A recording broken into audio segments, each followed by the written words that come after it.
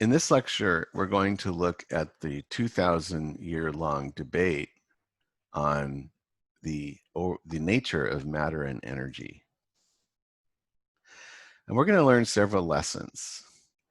First, intelligent and well-meaning people often make incorrect conclusions based on their philosophical or theological viewpoints.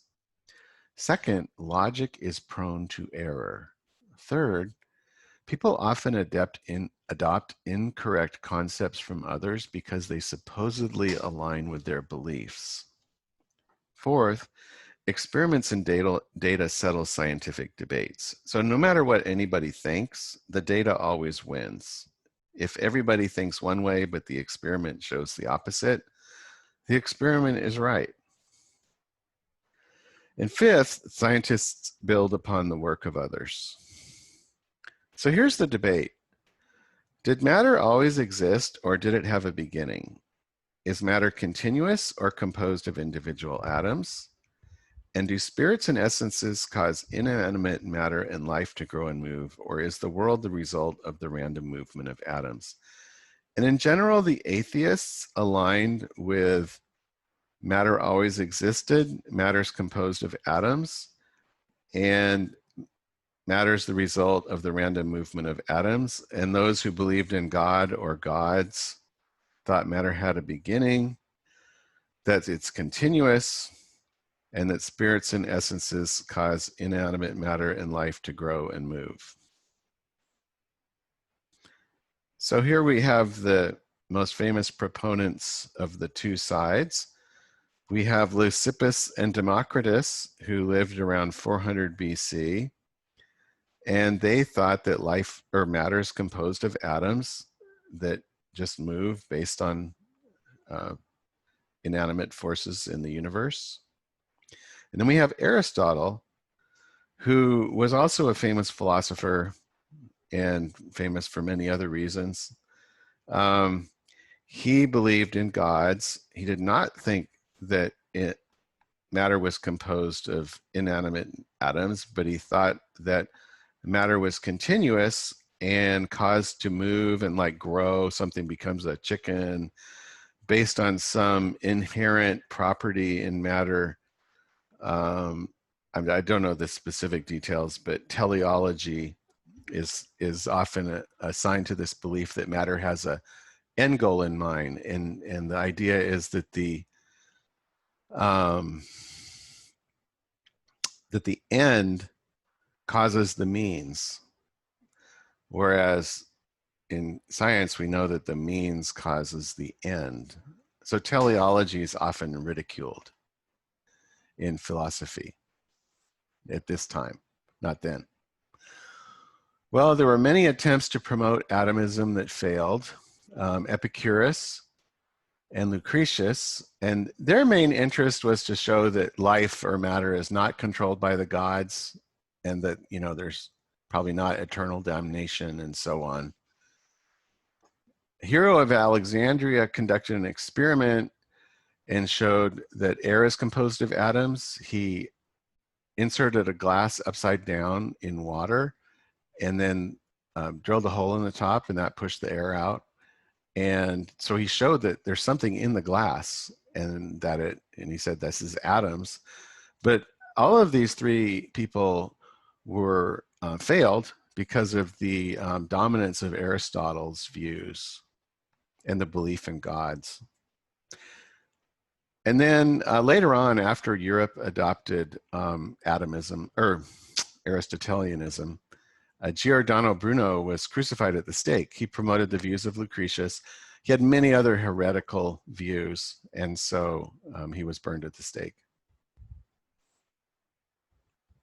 So why did Europe adopt Aristotle's views? They didn't believe in the Greek gods. You know, this was Christian Europe. And St. Thomas Aquinas popularized Aristotle's works in the Catholic Church because he thought, and you can see why, that Aristotle's views supported Christian theology, you know, that gods are in control and so on. So it was an attractive idea to him. So this is the example of, because somebody's views are palatable in one way, they're adopted in another way.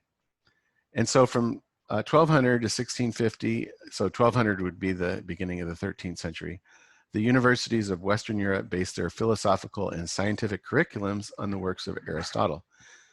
And not only was Aristotle wrong about atomism, but he was wrong about almost everything else in science. The reason was that Aristotle did not believe in experiments. He only believed in logic. He thought that experiments were beneath him, you know, that like only a peon or whatever would conduct an experiment, but he had the ability to use logic to figure everything out. And this just demonstrates how logic, while it's good, and while you know, we've adopted some of our philosophical ideas from Greece and their ability to use logic, logic is really prone to error. You can imagine that you're just sitting in your room and you're thinking about why something's happening, and you can come up with many incorrect ideas. And so it's much better to conduct experiments. So anyway, Europe rejected atomism, heliocentrism, and so on, all the views that contradicted Aristotle. Well, after Galileo, two experimentalists, Pierre Gassendi and René Descartes, Gassendi was a priest and Descartes was not. He was actually very famous for some beginning, some what you might consider anti-Catholic or Christian ideas. But he was the guy who said, I think, therefore I am, and then so on. Anyway, they conducted some experiments, and so they promoted the theory of atomism. So they demonstrated that matter is composed of atoms. And so their ideas were accepted by the church and society. And it probably helped that they stated, or at least Gassendi stated, that God made atoms in the beginning and compelled them to move until the end of time. So this made it palatable. Okay, so I think the last lesson was that experimentalists build upon each other. And so Boyle had visited Gassendi, and he conducted many experiments. He's very famous. And he argued for a mechanistic universe. He spent a lot of time writing about this, and that God set up the universe based on mechanistic principles. So, you know, he is credited with the beginning of natural science, I guess what you'd say, that natural forces cause things to happen. Then Lavoisier conducted experiments and showed that matter is always conserved in reactions. People didn't know that. And so, for example, he conducted this experiment in this, I don't know what you call it, upside down bell jar. And it's called a revert or something. But he showed that as something reacted in here, it just consumed the oxygen in the upside down bell jar. So similar to methane reacting with oxygen and forming carbon dioxide in combustion, he showed that chemical reactions are just the combinations of different elements.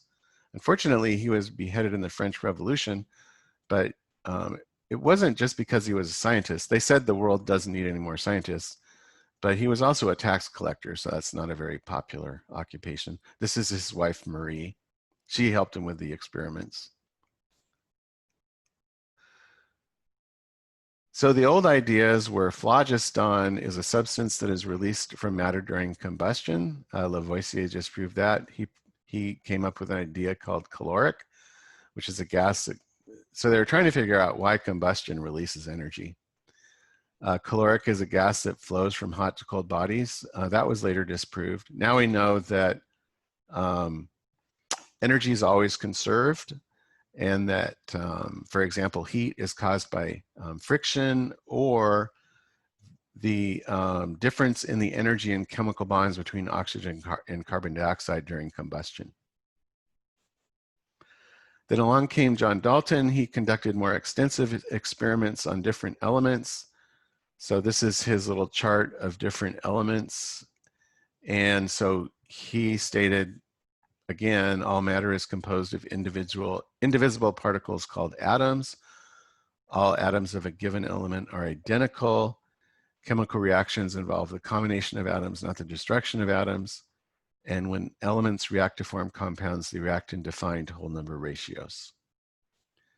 And finally, at the end of the 19th century, we have Dmitry Mendeleev, or in the 19th century.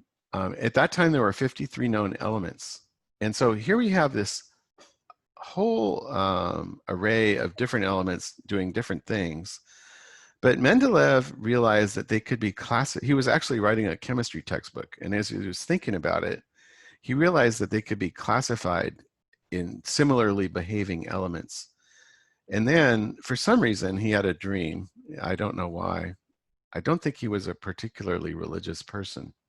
But anyway, I saw in a dream a table where all elements fell into place as required, awakening. I immediately wrote it down on a piece of paper. Only in one place did a correction later seem necessary. So this is very interesting. So here's this dream. That would be an interesting dream to look at this table. But anyway, for some reason, he dreamed of the 53 elements and how they fit in the table. And so elements in the periodic table are classified in columns where, for example, hydrogen, lithium, sodium, potassium, all behave similarly. And that's because of the configuration of the electrons.